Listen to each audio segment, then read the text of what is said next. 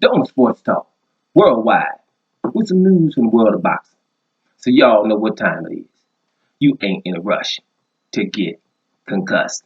Now let's talk heavyweights. We're gonna do a couple of things, try to keep them short, right? We'll get a couple of them in there. We got the big fight, for a heavyweight. It's not a championship fight, but a dust up, and we know it's gonna be one. And that's gonna be Dillian Whyte versus Oscar Rivas. It's going down, it's the week. Only fight bigger, gotta go with Keith Thurman and Manny Pacquiao.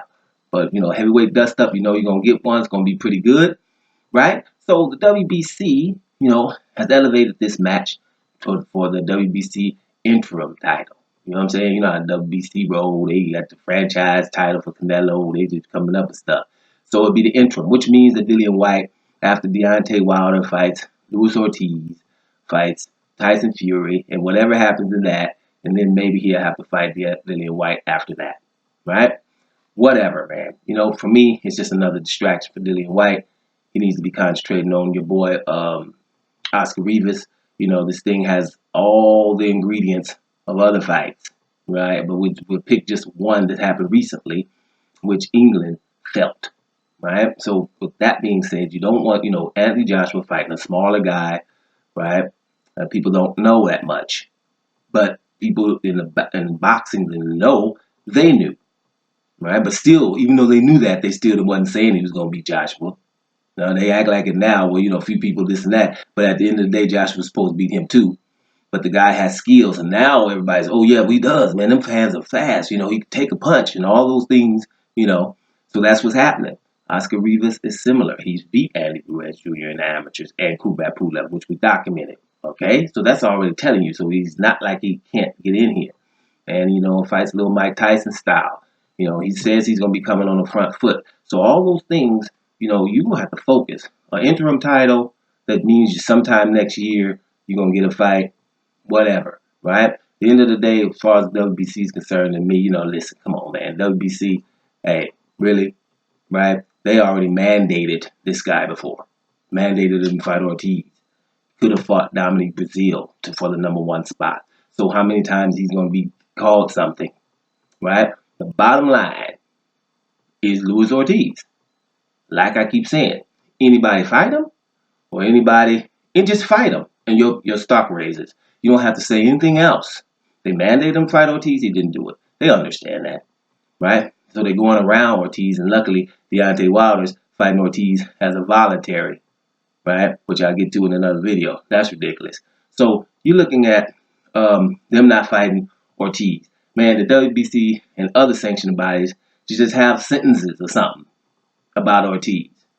You know what I'm saying? You ain't getting none of these, right? If you don't fight Ortiz. That's the WBC. You know what I'm saying? Fight Ortiz. Are you deaf?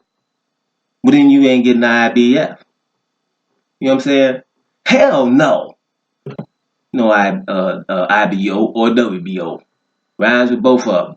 Who we got left out there?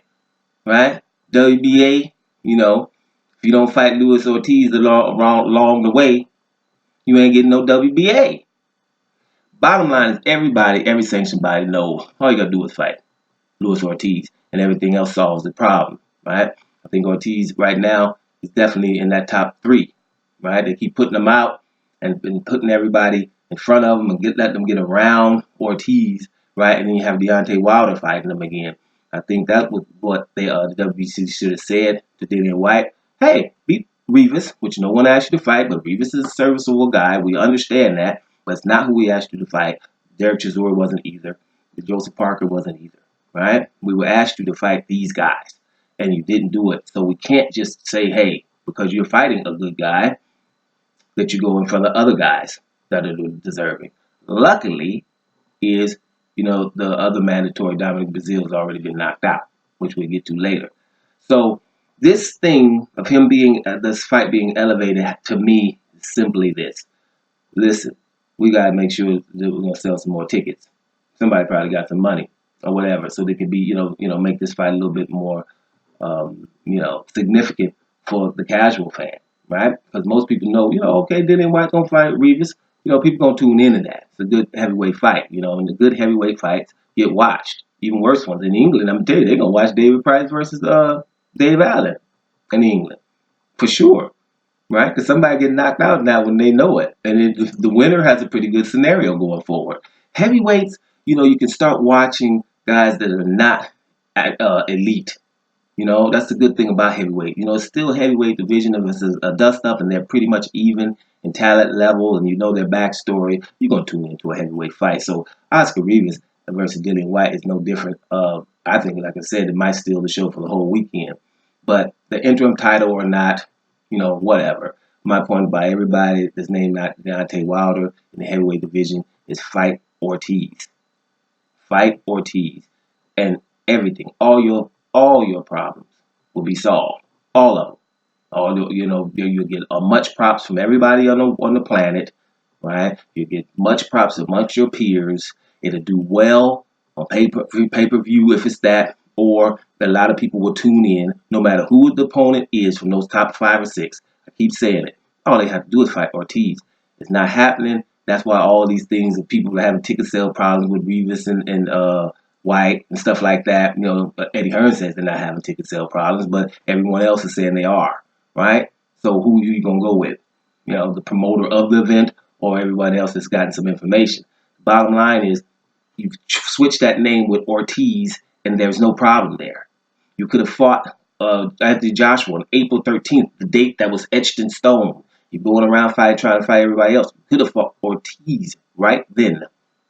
Not Ortiz as a replacement, because Ortiz had gave him an offer then that was better than all those offers that he would have took anything on April 13th, right? But they bypassed him, started negotiation with Dillian Whyte and Jarrell Miller. This is Anthony Joshua and his team, right? That fell through, and then Ortiz as a replacement. Then he wants $10 million for your next date because it wasn't April 13th no more. It was June 1st in Madison Square Garden. Ortiz is the most formidable. Americans know that. If you ask them who's the baddest dude besides Deontay Wilder, Anthony Joshua, and Tyson Fury, I'm saying before Joshua got beat, they would say the next dude. Ain't nobody saying Dillian Whyte before Luis Ortiz.